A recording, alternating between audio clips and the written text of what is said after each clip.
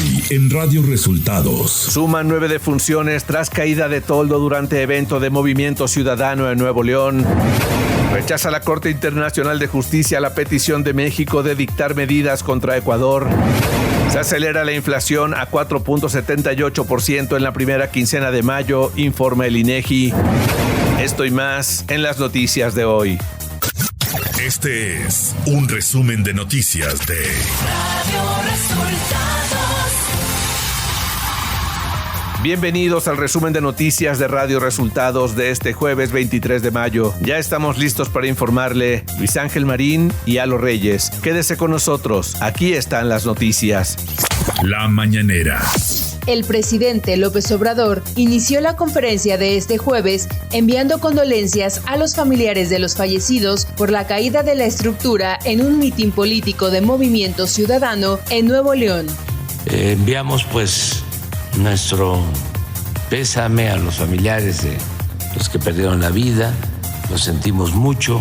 También expresamos nuestra solidaridad con la organización política, con Movimiento Ciudadano, sus dirigentes, sus candidatos, sus militantes. López Obrador se solidarizó con el partido político y señaló que dicho instituto político no tiene la culpa de lo ocurrido, aunque agregó que se harán las investigaciones. Sabemos que ellos no tienen culpa, ellos hacen sus actos como todos ahora que hay campañas.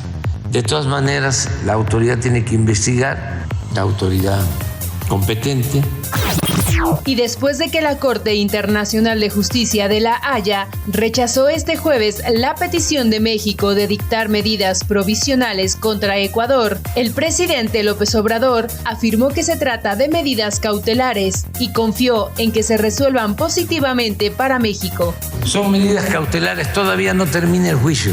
Lo que se pedía en las medidas cautelares era de que se protegiera la embajada. Yo pienso que sí, nada más que va a llevar tiempo. Y es importante el que quede el presidente para que nunca más se vuelva a violar el derecho internacional y se invada una embajada. Radio Resultados. Elecciones 2024. 9 personas fallecidas y más de 70 hospitalizadas fue el saldo que dejó la caída del templete, donde se celebraba el cierre de campaña de la candidata a la alcaldía de San Pedro, Nuevo León, Lorenia Canavati, de Movimiento Ciudadano, y del candidato a la presidencia de ese partido, Jorge Álvarez Maínez. Justo antes del discurso del candidato presidencial, los fuertes vientos derribaron el toldo y parte del templete que cayeron sobre familias que acudieron al evento. La candidata de la coalición Sigamos Haciendo Historia a la presidencia, Claudia Sheinbaum Pardo, anunció en Chihuahua que llevará universidades gratuitas a ese estado, pues recordó que el acceso a la educación sin costo es un derecho que debe cumplirse en todo el país. En un encuentro ciudadano en Durango, la candidata a la presidencia de la República por el PAN, PRI y PRD, Xóchitl Gálvez Ruiz, aseguró que en su gobierno concluirá el proyecto de agua para la laguna, que el gobierno federal dijo que iba a costar 5,800 millones de pesos, pero se ha gastado el doble y todavía les falta casi el 50% de la obra. Teresa Reyes Loza, candidata de la coalición Sigamos Haciendo Historia a la presidencia municipal de Santo Tomás de los Plátanos, presentó este miércoles ante el Instituto Electoral del Estado de México su renuncia a la candidatura con el argumento de que no existen garantías de seguridad ni para ella ni para su familia, y es que hace 15 días fue secuestrado su suegro, que aún se encuentra privado de su libertad. Nacional. En un testimonio ante el Comité de Gastos de la Cámara de Representantes, el secretario de Estado de la Unión Americana, Antony Blinken, alertó ante la Cámara de Representantes la existencia de nexos financieros entre algunas empresas en China y los cárteles mexicanos de las drogas, y señaló que el gobierno del presidente Xi Jinping debe hacer más para cortar esos vínculos criminales. La Corte Internacional de Justicia de La Haya rechazó este jueves la petición de México de dictar medidas provisionales contra Ecuador en la demanda presentada por el Estado mexicano por el allanamiento de la embajada en Quito. El órgano judicial más importante de la Organización de las Naciones Unidas consideró que no existe un riesgo grave e irreparable contra el derecho internacional en este momento, por lo que no se cumplen las condiciones para dictar las medidas. La segunda sala de la Suprema Corte de Justicia de la Nación rechazó el proyecto del ministro Alberto Pérez Dayán, que proponía que el máximo tribunal del país admitiera el amparo promovido por Ana Yadira Alarcón Márquez en contra del veto que hizo el presidente López Obrador a su designación como integrante del Instituto Nacional de Transparencia, Acceso a la Información y Protección de Datos Personales, el INAI. Ciudad de México. Agentes de investigación de la Fiscalía General de Justicia de la Ciudad de México detuvieron al exdirigente del Sindicato Único de Trabajadores de Autotransportes Urbanos, Ricardo Barco López. Un juez de control otorgó la orden de aprehensión en su contra por su presunta participación en el delito de administración fraudulenta ocurrida en abril de 1995 en agravio de personal de la extinta empresa Ruta 100. Información de los estados. Este miércoles se cumplieron 8 días desde que la sección 22 de la Coordinadora Nacional de los Trabajadores de la Educación, la CENTE, iniciaron en el estado de Oaxaca un paro indefinido de labores. Esto ante la falta de respuestas satisfactorias por parte de los gobiernos federal y estatal a su pliego de las demandas 2024.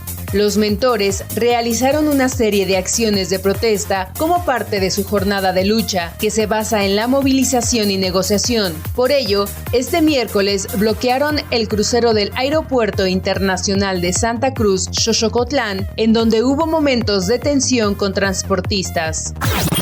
Un cargamento de 5 toneladas de metanfetamina fue asegurado en la garita internacional de Otay Mesa, procedente de la ciudad de Tijuana. La droga se localizó en la garita comercial dentro del remolque de un tractocamión que transportaba una carga de calabacitas empacadas para el mercado de California. Oculta entre la verdura, se detectaron 1,419 paquetes que contenían el narcótico con un valor estimado en $18,350,000, lo que representa 330 millones de pesos. El conductor de 44 años de edad de origen mexicano se encuentra detenido en custodia de la Oficina de Investigación de Seguridad Nacional de Estados Unidos. Un puente colapsó en la comunidad de Palicta, en municipio de Tamazuchale, en la región de la Huasteca Potosina. De acuerdo con autoridades municipales, un vehículo de carga de la empresa Placosa cruzó de manera muy rápida y esto provocó vibraciones y el colapso de la estructura. De manera preliminar, Protección Civil informó que hay 2 trabajadores con lesiones leves y uno más de gravedad con fractura de pierna izquierda, amputación de oreja izquierda y golpes en cabeza y extremidades. Economía. De acuerdo con datos del INEGI, la inflación durante la primera quincena de mayo se aceleró a 4.78% anual desde el 4.67% de la segunda quincena de abril. Con este dato, el Índice Nacional de Precios al Consumidor ligó 3 quincenas al alza. Además, el dato de la primera mitad de mayo fue el más elevado desde el cierre de enero, cuando se ubicaba en 4.87% anual. Clima. Para este jueves 23 de mayo, el Servicio Meteorológico Nacional alertó que la tercera onda de calor en el país persistirá llegando a temperaturas superiores a los 45 grados en Sinaloa, Michoacán, Guerrero, Morelos, Coahuila, Nuevo León, Tamaulipas, San Luis Potosí, Veracruz, Tabasco, Campeche y Yucatán. Radio Resultados Internacional.